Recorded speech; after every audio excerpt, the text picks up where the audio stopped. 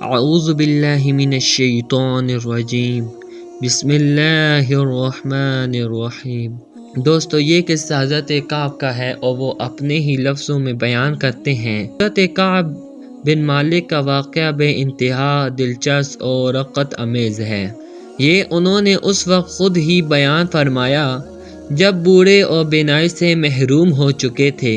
فرماتے ہیں، میرا واقعہ یہ ہے کہ جس زمانے میں شرک تبوک سے پیچھے رہ گیا اس وقت میں انتہائی خوشحالی میں تھا۔ اس سے پہلے 2 سواریاں میرے پاس کبھی جمع نہیں ہوئی تھی اور اس جنگ میں 2 سواریاں بھی میں نے خرید رکھی تھی۔ رسول اللہ صلی اللہ علیہ وآلہ وسلم جب کسی جنگ کا ارادہ فرماتے تو عام طور پر اس خبر کو پھیلنے نہ دیتے۔ جب یہ جنگ ہوئی تو بڑی سخت گرمی کا زمانہ تھا، دور دراز اور جنگلوں کا سفر درپیش تھا اور کثیر التعداد دشمن سے سامنا تھا۔ نبی کریم صلی اللہ علیہ وسلم نے اپنے امور میں مسلمانوں کو آزاد رکھا تھا، جس طرح چاہے دشمن کے مقابلے کی تیاری کر لیں، اور اپنا ارادہ مسلمانوں پر ظاہر فرما دیا تھا، اور مسلمان آن حضرت صلی اللہ علیہ وسلم کے ساتھ اس کثیر تعداد میں تھے، ان کا اندراج رجسٹر پر نہ ہو سکا تھا۔ کعب رضی اللہ تعالی عنہ کہتے ہیں کہ بہت کم ایسے لوگ ہوں گے جن کی غیر حاضری کا حضرت کو علم ہو سکتا تھا، بلکہ گمان تھا کہ کثرت لشکر کی وجہ سے غائب رہنے والے کیا حضرت کو علم بھی نہ ہو سکے گا۔ جب تک اللہ تعالیٰ کی طرف سے بذریعہ وحی علم نہ ہو جائے۔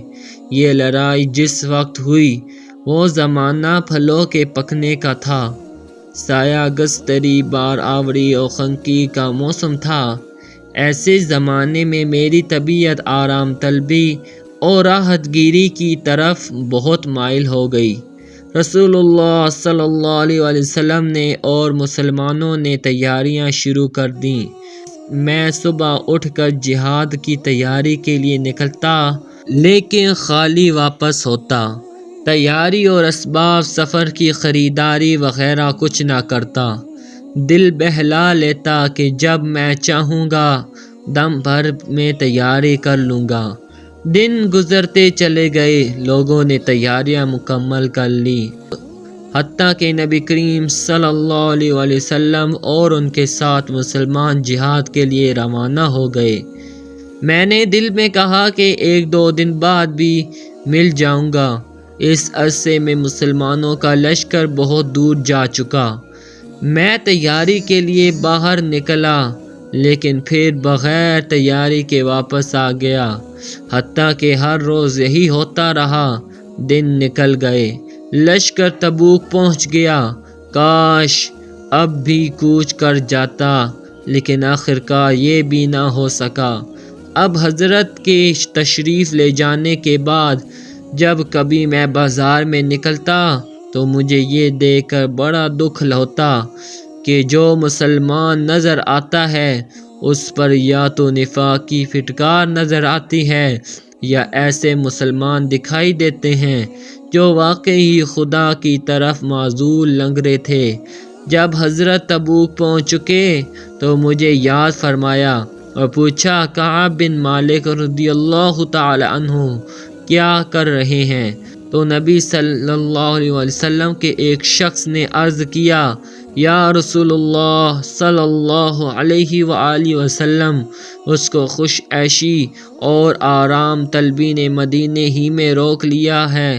تو معاذ بن جبل رضی اللہ تعالی عنہ نے کہا، تم نے غلط خیال قائم کیا ہے یا رسول اللہ، اس میں تو کوئی بھلائی اور نیکی کے سوا کچھ نہیں۔ رسول اللہ صلی اللہ علیہ وسلم یہ سن کر خاموش رہے، اور جب رسول اللہ صلی اللہ علیہ وسلم تبوک سے واپس تشریف لانے لگے تو میں بہت سخت پریشان تھا کہ اب کیا کروں۔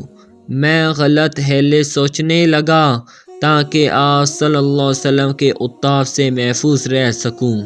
چنانچہ ہر ایک سے رائے لینے لگا اور جب معلوم ہوا کہ حضرت محمد صلی اللہ علیہ وآلہ وسلم تشریف لا چکے ہیں تو اب غلط سوچ و وچار سے دستبردار ہو گیا۔ اب میں نے اچھی طرح معلوم کر لیا کہ میں کسی طرح بھی نہیں بچ سکتا، چنانچہ میں نے سچ سچ کہنے کا ارادہ کر لیا۔ جب نبی کریم صلی اللہ علیہ وسلم واپس آئے تو سب سے پہلے مسجد گئے، 2 رکعت نماز پڑھی، پھر لوگوں کے ساتھ مجلس کی۔ اب جنگ میں شریک نہ ہونے والے آ کر عذر معذرت کرنے لگے اور قسمیں کھانے لگے۔ دوستو اگر یہ قصہ پسند آیا ہو تو چینل کو لائک کر دیں، سبسکرائب کر دیں تاکہ آنے والی ہر ویڈیو آپ تک پہنچ سکے، اور جتنا ہو سکے اس ویڈیو کو شیئر کریں تاکہ لوگوں کا ایمان تازہ ہو۔